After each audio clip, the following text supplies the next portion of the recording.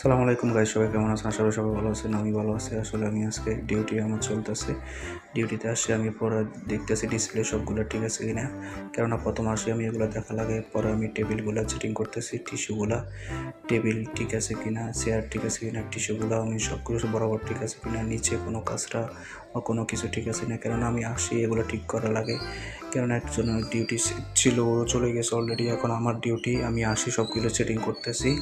কেননা এখন কাস্টমার আসবে, কাস্টমার আসার সময় হয়ে গেছে। এই কারণে আমি সবগুলো ঠিক আছে কিনা আমি দেখতেছি, ঠিক করে আমি চলে যেতেছি মেশিনের কাছে। আমি একটা এসপ্রেসো বানাবো, একটা কফি। পরে আমি আর সময় পাবো না, টাইম পাবো না খাওয়ার জন্য। এই কারণে আমি চলে যেতেছি একটা এসপ্রেসো বানানোর জন্য। এসপ্রেসো আমি নিয়ে নিতেছি অলরেডি বানানোর জন্য। আমি মেশিনে দিয়ে দিতেছি। এখন এসপ্রেসো আসবে।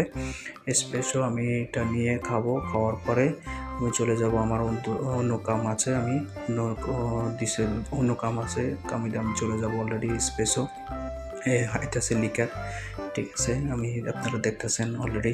পরে আমি চলে গেছি আমার লেমন কাটার জন্য, পুদিনা নেওয়ার জন্য। কারণ আমি এগুলো সবগুলো ঠিক করা লাগে, কাস্টমার আসলে পরে ঠিক করা যায় না। এগুলো আমি তৈরি করি, সামনে হ্যান্ড ওভার করে চলে যেতেছি। এরপরে আমি একটা পলিথিন দিয়ে কভার বন্ধ করে দিচ্ছি, কারণ হাওয়া লাগলে এগুলো খারাপ।